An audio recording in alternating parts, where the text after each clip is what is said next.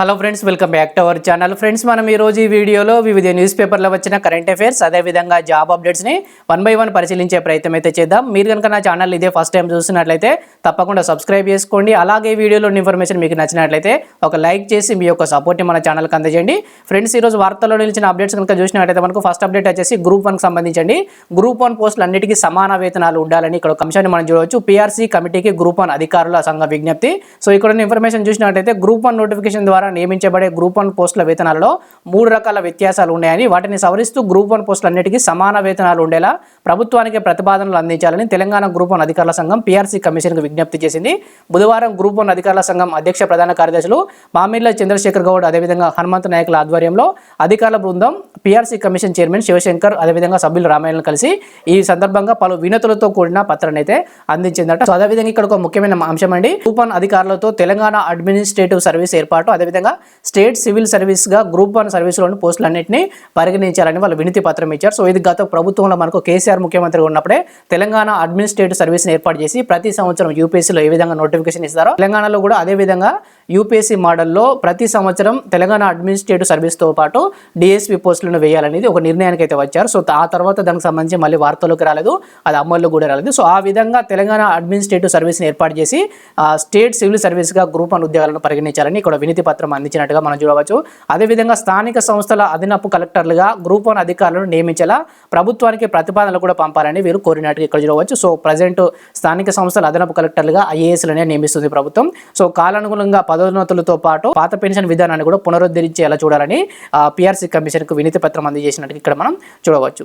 So next update చూసినట్లయితే మనకు IFS results UPSC విడుదల చేసిందండి. సో ఇక్కడ చూసినట్లయితే ఫారెస్ట్ సర్వీస్లో తెలుగువారి సత్తా టాప్ 100లో 10కి పైగా మంది ఇక్కడ సెలెక్ట్ అయినట్టు ఇక్కడ చూడవచ్చు. సో మన పోతిరెడ్డి భార్గవ్ విజయనగరం జిల్లాకు చెందిన వ్యక్తి జాతీయ స్థాయిలో 22 ర్యాంక్ పొందినట్టుగా ఇక్కడ ఇచ్చారు. సో పోతిరెడ్డి భార్గవ్కు 22, అదేవిధంగా మన్నేం అజయ్ కుమార్కు 44వ ర్యాంకు సాధించినట్టు ఇక్కడ చూడవచ్చు. దేశవ్యాప్తంగా 147 మంది ఎంపిక చేసింది యూపీఎస్సీ. సో తర్వాత అప్డేట్ చూసినట్టయితే మనకు ఇండియన్ నేవీలో అగ్నివీర్ పోస్టులు అంటే ఇక్కడ చూడవచ్చు. భారత నౌకాదళంలో అగ్నివీర్ ఖాళీల నియామకానికి ప్రకటన వెలువడింది. అగ్నివీర్లుగా ఎంపికైన అభ్యర్థులకు ఐఎన్ఎస్ చిల్కాలో ప్రారంభమయ్యే 2024 బ్యాచ్ తో శిక్షణ అయితే ఉంటుందట. సో ఎవరైనా ఇంట్రెస్ట్ ఉన్న వాళ్ళు అప్లై చేసే ప్రయత్నం చేయండి. సో దీంట్లో వచ్చేసి మనకు ఎంపీసీ ఇంటర్లో ఎంపీసీతో 50% మార్కులు మీరు పొంది ఉంటే ఈ యొక్క జాబ్కు మీరు అప్లై అయితే చేసుకోవచ్చు. 2 స్టేజ్లో దీనికి సంబంధించిన ఎగ్జామ్ను 2 స్టేజ్లో కండక్ట్ చేస్తారు. సో లాస్ట్ డేట్ వచ్చేసి May 27గా దీనికి లాస్ట్ డేట్ అవుతుంది. ఎవరైనా ఇంట్రెస్ట్ ఉన్న వాళ్ళు అప్లై చేసే ప్రయత్నం అయితే చేయండి. సో మనందరికీ తెలుసు అగ్నివీర్ స్కీమ్ అనేది 4 years మాత్రమే ఉంటుంది జాబ్. సో తర్వాత చూసినట్లయితే మనకు కరెంట్ అఫైర్స్ అండి. సో ఫస్ట్ కరెంట్ అఫైర్స్ చూసినట్లయితే మనకు 2023 సౌర విద్యుత్తులో ప్రపంచంలో 3వ స్థానంలో భారత్ ఉన్నట్టు ఇక్కడ ఒక రిపోర్ట్ చూడవచ్చు. జపాన్ను అధిగమించామంటున్న నివేదిక 2023లో సౌర విద్యుత్ ఉత్పత్తిలో ప్రపంచంలో 3వ అతిపెద్ద దేశంగా భారత్ అవతరించింది. ఇంతవరకు జపాన్ ఈ స్థానంలో ఉండేదట. గత ఏడాది ప్రపంచంలో మొత్తం విద్యుత్తులో 5.5% సూర్యుడి వెలుగుతోనే సాధించినట్టుగా ఎంబేర్ అనే మేధోమథన సంస్థ నివేదిక తెలిపింది. ఎంబేర్ అనే సంస్థ నివేదిక ప్రకారం భారతదేశం 3వ స్థానంలో ఉందట. ఇది మన దేశంలో 5.8% ఉందట. మన దేశంలో మొత్తం విద్యుత్తులో సౌర విద్యుత్ యొక్క శాతం ఎంత అండి? 5.8% ఉన్నట్టుగా ఈ నివేదిక వెల్లడించింది. సో మొదటి స్థానంలో ఏ దేశం ఉందండి? అమెరికా మొదటి స్థానంలో ఉండగా 2వ స్థానంలో వచ్చేసి బ్రెజిల్ ఉంది. 3వ స్థానంలో భారత్ నిలిచింది. సో ఇప్పుడు ప్రభుత్వం ఒక స్కీమ్ కూడా తీసుకొచ్చింది, ప్రధానమంత్రి సూర్యోదయ యోజన అనే స్కీమ్ కూడా తీసుకొచ్చింది. దీంతో మరింత పెరిగే అవకాశం కూడా ఉంది. చైనా సహా ప్రపంచంలో పలు దేశాల్లో జల విద్యుత్ ఉత్పత్తి 5 ఏళ్ల కనిష్ట స్థాయికి తగ్గిపోయిందని, లేదంటే పునరుత్పాదక ఇంధన ఉత్పత్తి ఇంకా పెరిగేదని కూడా ఈ యొక్క నివేదిక వెల్లడించడం అయితే జరిగింది. సో మొదటి 3 స్థానాలు గుర్తుంచుకోండి. మొదటి స్థానంలో అమెరికా, 2వ స్థానంలో బ్రెజిల్, 3వ స్థానంలో మన భారతదేశం ఉంది. సో దీన్ని విడుదల చేసిన సంస్థ ఎంబేర్ అనే సంస్థ. సో తర్వాత అప్డేట్ చూసినట్లయితే భద్రతా మండలికి భారతదేశం $5 లక్షల విరాళంగా ఇచ్చినట్టు ఇక్కడ ఒక అప్డేట్ చూడవచ్చు. ఐక్యరాజ్య సమితి ఆధ్వర్యంలోని ఉగ్రవాద నిరోధక ట్రస్ట్ ఫండ్ కు భారత్ $5 లక్షల విరాళంగా ఇచ్చింది. భద్రతా మండలి ఉగ్రవాద నిరోధక కార్యాలయంలో ప్రధాన కార్యదర్శి వ్లాదిమిర్ వోరోన్కోయ్కు తానే స్వయంగా విరాళాలను అందించినట్టుగా ఐరాసలో భారత శాశ్వత ప్రతినిధి రుచిరా కంబోజ్ మంగళవారం వెల్లడించారు. సో ఎంత డబ్బును ఎన్ని లక్షల డాలర్లు ఇచ్చింది అనేది మీరు గుర్తుంచుకోండి. $5 లక్షల భారతదేశం భద్రతా మండలికి విరాళంగా ఇచ్చినట్టుగా గుర్తుంచుకోండి. సో తర్వాత అప్డేట్ చూసినట్టయితే మనకు పారిశ్రామికవేత్త రామభద్రకు జపాన్ పురస్కారం అంటే ఇక్కడ చూడవచ్చు.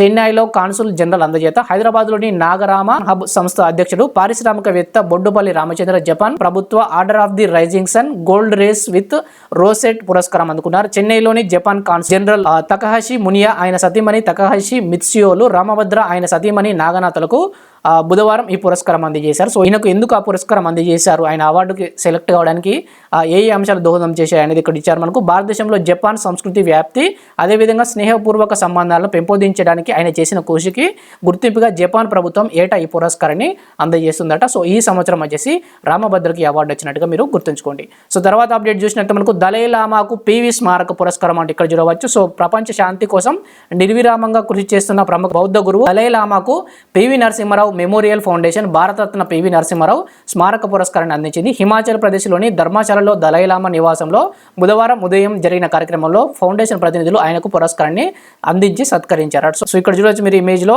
ధర్మశాలలో దలైలామాకు పివి నరసింహారావు స్మారక పురస్కారం అందిస్తున్న ఫౌండేషన్ ప్రతినిధులు అంటే ఇక్కడ ఇచ్చారు. సో బాలత మేడం మన అందరికీ తెలుసు. సో ఆమె కూడా ఇక్కడ అటెండ్ అయితే అయ్యారు. సో అదేవిధంగా ఇక్కడ చూసినట్లయితే ధర్మశాల గురించి మనం నిన్న ఒక కరెంట్ అఫైర్ని చర్చించాము. ఏంటిదనేది ధర్మశాలలోని ఒక స్టేడియంలో హైబ్రిడ్ పిచ్ అయితే ఏర్పాటు చేస్తున్నారు. దానిలో తొలి ఐపీఎల్ హైబ్రిడ్ పిచ్తో కూడిన తొలి ఐపీఎల్ మ్యాచ్ ఇక్కడ ధర్మశాల స్టేడియంలో హిమాచల్ ప్రదేశ్లోని ధర్మశాల స్టేడియంలో దీన్ని ఏర్పాటు అయితే చేస్తున్నారు. సో త్వరలో దీనిలో ఐపీఎల్ మ్యాచ్ అయితే జరగనుంది. సో అదేవిధంగా ఈ యొక్క అప్డేట్ గుర్తుంచుకొని దలైలామాకు పివి నరసింహారావు స్మారక పురస్కారం అయితే అందించినట్టుగా. సో తర్వాత అప్డేట్ చూసినట్లయితే మనకు ఏఐతో నిఘా వ్యవస్థలు రూపకల్పనకు డిఆర్డిఓ భువనేశ్వర్ ఐఐటి కసరత్తు అంటే ఇక్కడ చూడవచ్చు. ఐఐటి గురించి క్వశ్చన్ లేకుండా మన టీఎస్పీఎస్సీ క్వశ్చన్ పేపర్ ఎట్టి పరిస్థితుల్లో ఉండదండి. సో తప్పకుండా ఐఐటీలు మనకి ఇంపార్టెంట్. కృత్రిమ మీద ఆధారిత నిఘా వ్యవస్థలు ఇతర ప్రాజెక్టుల అభివృద్ధికి రక్షణ పరిశోధన అభివృద్ధి సంస్థ భువనేశ్వర్ ఐఐటి చేతులు కలిపాయి. బుధవారం ఇక్కడ జరిగిన ఒక సమావేశంలో ఈ మేరకు ఒక అంగీకారం కూడా కుదిరిందట.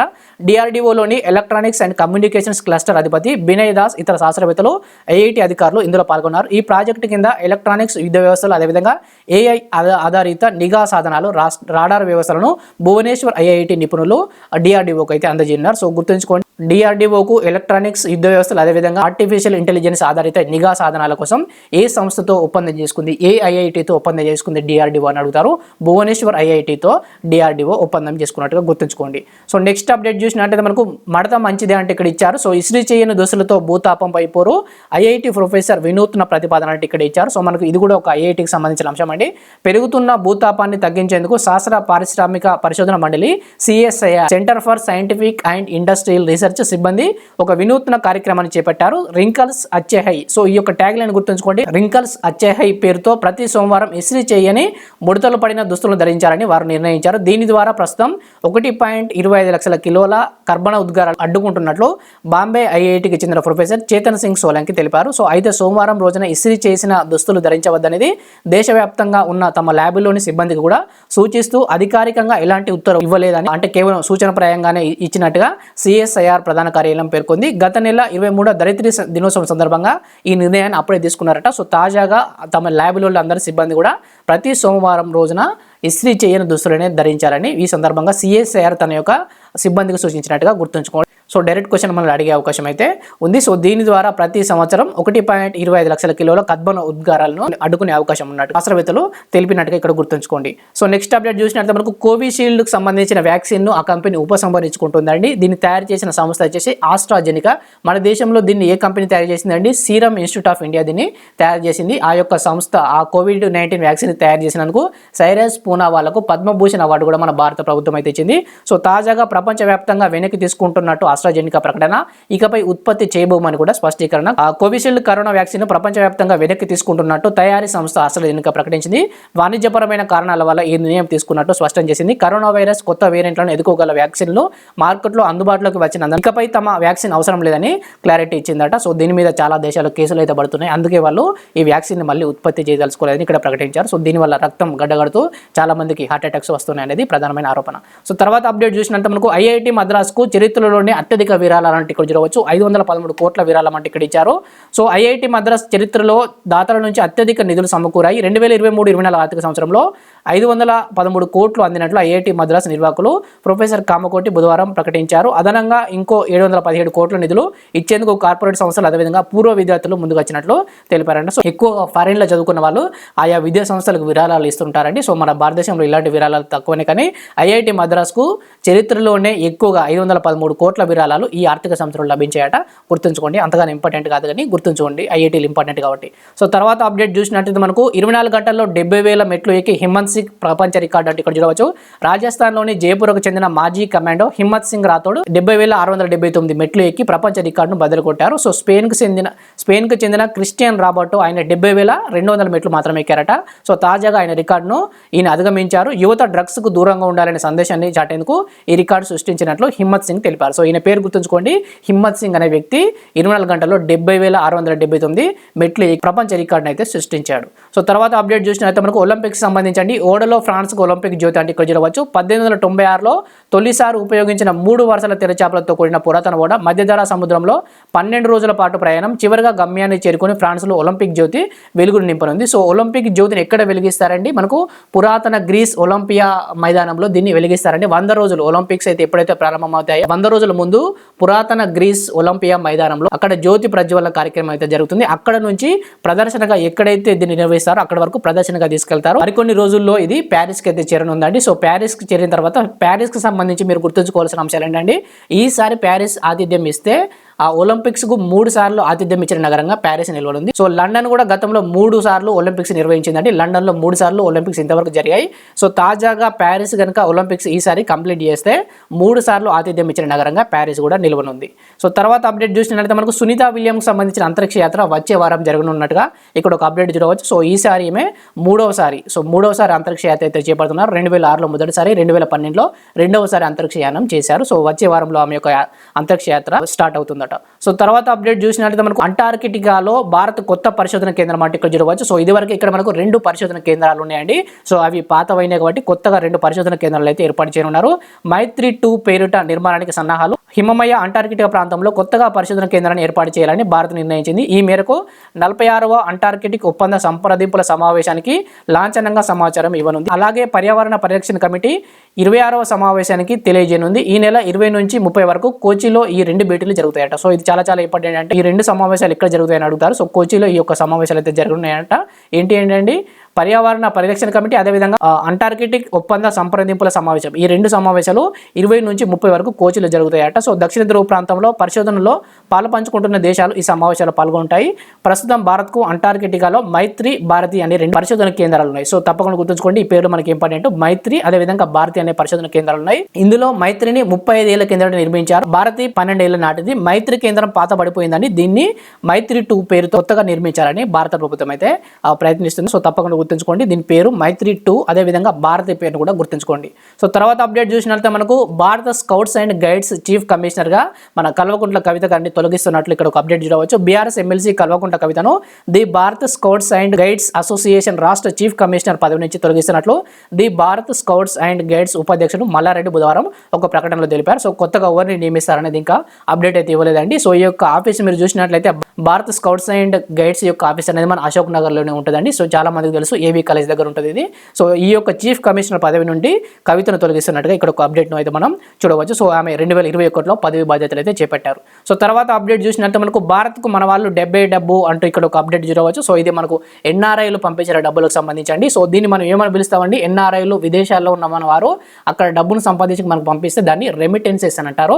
సో ఇక్కడ ఉన్న ఇన్ఫర్మేషన్ చూసినట్లయితే విదేశాల్లో నివసిస్తున్న భారతీయులు స్వదేశానికి తమ సంపాదన పంపడంలో రికార్డును సృష్టించారు. భారత్కు ఈ తరహా నిధులు 2022లో $111.22 బిలియన్ వచ్చాయి. దీనితో ఇంత భారీ స్థాయిని అందుకున్న తొలి దేశంగా భారత్ రికార్డును ఎక్కింది. నిజానికి రెమిటెన్స్లు $100 బిలియన్ దాటిన తొలి దేశంగా కూడా భారత్ అయితే నిలిచిందట. ఇంటర్నేషనల్ ఆర్గనైజేషన్ ఫర్ మైగ్రేషన్ ఈ మేరకు విడుదల చేసిన వరల్డ్ మైగ్రేషన్ రిపోర్ట్లో 2024లో కొన్ని ముఖ్య అంశాలు పరిశీలిస్తే ఇక్కడ రెమిటెన్స్లకు సంబంధించి భారత్ తర్వాతి 4 స్థానాల్లో మెక్సికో, అదేవిధంగా చైనా, అదేవిధంగా ఫ్రాన్స్, ఫిలిప్పైన్స్ నిలిచాయట. సో మొదటి 4 స్థానాలు, మొదటి స్థానంలో భారత్, 2వ స్థానంలో మెక్సికో, 3వ స్థానంలో చైనా, 4వ స్థానంలో ఫిలిప్పైన్స్, అదేవిధంగా ఫ్రాన్స్ నిలిచాయి. 2021లో చైనా స్థానాన్ని 2022లో మెక్సికో అధిగమించిందట. దక్షిణాసియా నుంచి చాలా పెద్ద సంఖ్యలో వలస కార్మికులు ఉన్నందున ఈ ప్రాంతం నుంచి ప్రపంచవ్యాప్తంగా రెమిటెన్స్ కు సంబంధించి అతిపెద్ద మొత్తాలను పొందుతుంది. దక్షిణాసియాలో భారత్తో పాటు పాకిస్తాన్, బంగ్లాదేశ్లు కూడా రెమిటెన్స్లకు సంబంధించి టాప్ 10 కంట్రీస్ లో ఉన్నాయంట. సో తప్పకుండా గుర్తుంచుకోండి. సో ఈ రెమిటెన్స్ల వల్ల భారతదేశానికి జరిగే లాభం ఏంటండి? విదేశీ విదేశీ మారక ద్రవ్యం ఎక్కువ పెరుగుతుంది. సో దీనివల్ల మనం దిగుమతులు చేసుకోవడానికి అవకాశం అయితే ఏర్పడుతుంది. సో తప్పకుండా గుర్తుంచుకోండి, ఈ యొక్క రెమిటెన్స్ల పరంగా భారత్ మొదటి స్థానాన్ని, అదేవిధంగా మొదటి స్థానంతో పాటు $100 బిలియన్ మార్కును దాటినట్టుగా కూడా గుర్తుంచుకోండి. సో తర్వాత అప్డేట్ చూసినట్లయితే మనకు మిలియనీర్ల అడ్డా ముంబై, ఢిల్లీ అంటే ఇక్కడ ఒక రిపోర్ట్ అండి. సో హెన్లీ అండ్ పార్ట్నర్స్ అనే జాబితా విడుదల. ప్రపంచంలో అత్యధికంగా మిలియనీర్లు నివసిస్తున్న 50 నగరాల జాబితాలో భారత్ నుంచి ముంబై, ఢిల్లీ చోటు దక్కింది. ఈ ఏడాదికి గాను హెన్లీ అండ్ పార్ట్నర్స్ విడుదల చేసిన ప్రపంచ సంపన్న నగరాల నివేదికలో ఈ విషయం వెల్లడైంది. సో 58,800 మంది మిలియనీర్లతో ముంబై ప్రపంచవ్యాప్తంగా 24వ స్థానంలో నిలిచిందట. అదేవిధంగా 30,700 మంది మిలియనీర్లతో ఢిల్లీ 37వ స్థానంలో నిలిచింది. సో దీనిలో చూసినట్లయితే అమెరికన్ కరెన్సీలో $10 లక్షల అంటే మన దేశ కరెన్సీలో 8.35 కోట్ల సంపద కలిగిన వారిని బిలియనీర్లుగా పిలుస్తారు. సో ఇక్కడ చూసినట్లయితే మనకు భారతదేశంలో సిలికాన్ వేలీగా పేరొందిన బెంగళూరు మిలియనీర్ల సంఖ్య శరవేగంగా పెరుగుతున్న ప్రపంచ నగరాల్లో ఒకటిగా బెంగళూరు కూడా నిలిచిందట. సో తప్పకుండా గుర్తుంచుకోండి. సో ఈ యొక్క జాబితాలో న్యూయార్క్ అనేది అగ్రస్థానంలో నిలిచింది. సో మన ముంబై 24వ స్థానం, ఢిల్లీ 37వ స్థానం. సో ఈ 3 అంశాలు గుర్తుంచుకోండి సరిపోతుంది. సో తర్వాత అప్డేట్ చూసినట్లయితే మనకు ప్రపంచవ్యాప్తంగా అత్యల్ప స్కోర్ అండి. సో మనం రీసెంట్గా అత్యధిక స్కోర్ చర్చించాం కానీ ఇక్కడ ఒకటి అత్యల్ప స్కోర్ మనకు వార్తల్లోకి వచ్చింది. సో ఇక్కడ చూసినట్లయితే ఈ యొక్క అత్యల్ప స్కోర్ ఏ దేశం నమోదు చేసిందండి? చిత్తుగా ఓడిన మంగోలియా. సో ఈ మంగోలియా అనేది ఏ దేశం మీద అండి? జపాన్ మీద అత్యల్ప స్కోర్ అయితే చేయడం అయితే జరిగింది. సో అంతర్జాతీయ T20 క్రికెట్లో మరో పెను సంచలనం నమోదైంది. ఏషియన్ గేమ్స్ గ్రూప్ స్టేజ్ మ్యాచ్ల్లో భాగంగా జపాన్, మంగోలియా దేశాల మధ్య జరుగుతున్న T20 సిరీస్లో పర్యాటక మంగోలియా జట్టు కేవలం 12 పరుగులకే కుప్పకొలింది. అంతర్జాతీయ T20లో ఇది రెండో అత్యల్ప టీమ్ స్కోర్ అంట. అంతకుముందు 2023లో స్పెయిన్తో జరిగిన మ్యాచ్లో ఇస్లే ఆఫ్ మ్యాన్ జట్టు 10 పరుగులకే ఆల్అౌట్ అయిందట. సో ఇది ఇస్లే ఆఫ్ మ్యాన్ జట్టు అనేది గుర్తుంచుకోండి. సో ఆ తర్వాత రెండవ అత్యల్ప స్కోర్ వచ్చేసి మంగోలియా దేశం అయితే నమోదు చేసినట్టుగా గుర్తుంచుకోండి. సో తర్వాత అప్డేట్ చూసినట్లయితే మనకు 65 ఏళ్లలో 7.8% తగ్గిన భారత హిందూ జనాభా అంటే ఇక్కడ చూడవచ్చు. సో దీన్ని ఎవరు పేర్కొన్నారండి? పాకిస్తాన్, బంగ్లాదేశ్లలో పెరిగిన ముస్లిం జనాభా అంటే ఇక్కడ చూడవచ్చు. భారత్లో అత్యధికంగా ఉన్న హిందూ జనాభా రాను తగ్గిపోతుంది. 1950 నుంచి 2015 వరకు పరిశీలన చేస్తే 7.8% హిందూ జనాభా తగ్గినట్లుగా ప్రధాని ఆర్థిక సలహా మండలి ప్రకటించింది. ప్రధాని ఆర్థిక సలహా మండలి మనకు కేంద్ర ఆర్థిక సర్వే, సోషియో ఎకనామిక్ సర్వేను కూడా ఈ యొక్క ప్రధానమంత్రి ఆర్థిక సలహా మండలి నిర్వహిస్తుంది. సో మనకు గతంలో గ్రూప్ 1 అదేవిధంగా గ్రూప్ 4 నుంచి అయితే ప్రధానంగా 4 క్వశ్చన్స్ వచ్చినాయండి. కేంద్ర ఆర్థిక సర్వే నుంచి 4 క్వశ్చన్స్ వచ్చినాయి. సో దీంట్లో మీరు ప్రధానంగా గుర్తుంచుకోవాల్సింది 7.8% హిందూ జనాభా అనేది 7.8% తగ్గినట్టుగా ప్రధానమంత్రి ఆర్థిక సలహా మండలి ప్రకటించినట్టుగా ఇక్కడ గుర్తుంచుకోండి. సో ఇది అంతగా ఇంపార్టెంట్ కాదు. సో హిందూ జనాభా, ముస్లిం జనాభా ఇప్పుడు మనల్ని అయితే అడగలేదు. సో నెక్స్ట్ అప్డేట్ చూసినట్లయితే మనకు సూర్యకుమార్ అగ్రస్థానం 10ల అంటే ఇక్కడ చూడవచ్చు. టీమిండియా స్టార్ బ్యాటర్ సూర్యకుమార్ T20లో నంబర్ 1 బ్యాటర్ స్థానాన్ని నిలబెట్టుకున్నాడు. ఐసీసీ బుధవారం రిలీజ్ చేసిన T20 ర్యాంకింగ్స్లో సూర్యకుమార్ 861 పాయింట్లతో అగ్రస్థానంలో కొనసాగుతున్నాడు. ప్రస్తుతం సూర్య ఐపీఎల్లో బిజీగా ఉన్నాడు. అయితే అంతర్జాతీయ క్రికెట్లో అతను గత ఏడాది డిసెంబర్లో చివరి T20 మ్యాచ్ ఆడాడు. సౌత్ ఆఫ్రికాలో గాయం కారణంగా ఆటకు దూరమైన అతను ఐపీఎల్లో పునరాగమనం చేశాడు. 5 నెలలుగా అంతర్జాతీయ T20 క్రికెట్లో ఒక్క మ్యాచ్ కూడా ఆడని సూర్య టాప్ ర్యాంకును నిలబెట్టుకోవడం గమనార్హం అంటే ఇక్కడ ఇచ్చారు. సో ఐసీసీ ర్యాంకింగ్స్లో టీమిండియా స్టార్ బ్యాటర్ సూర్యకుమార్ T20లో నెంబర్ 1 బ్యాటర్గా నిలిచినట్టుగా గుర్తుంచుకోండి సరిపోతుంది. సో తర్వాత అప్డేట్ చూసినట్లయితే మనకు మళ్ళీ ప్రధానమంత్రి ఆర్థిక మండలికి సంబంధించండి 2024లో 8% వృద్ధి నమోదయ్యే అవకాశం ఉందంటూ మనకి ఇక్కడ చీఫ్ ఎకనామిక్ అడ్వైజర్ అండి. సో ఈయనే మనకు కేంద్ర ఆర్థిక సర్వే ఈయన నిర్వహిస్తారండి. ఈయన ఆధ్వర్యంలోనే ఈ యొక్క సర్వేని అయితే జరుగుతుంది. సో బలమైన వృద్ధి నేపథ్యంలో 2024 ఆర్థిక సంవత్సరంలో జీడిపి వృద్ధి 8%కి చేరే అవకాశం ఉందని ప్రధాన ఆర్థిక సలహాదారు అనంత నాగేశ్వరం బుధవారం అన్నారు. సో ఈయన యొక్క అంచనా మనకు దాదాపుగా కేంద్ర ఆర్థిక సర్వేలో కూడా నమోదయ్యే అవకాశం అయితే ఉంటుంది. సో ఈ యొక్క పర్సంటేజ్ను గుర్తుంచుకోండి. 2024లో 8% వృద్ధి నమోదవుతుందని ప్రధానమంత్రి ఆర్థిక సలహా మండలి యొక్క చీఫ్ ఎకనామిక్ అడ్వైజర్ అంచనా వేస్తున్నట్టుగా ఇక్కడ గుర్తుంచుకోండి. సో ఇవి అండి మనకి ఈరోజు వార్తలు ఇచ్చిన important education updates. Thank you for watching. Thank you.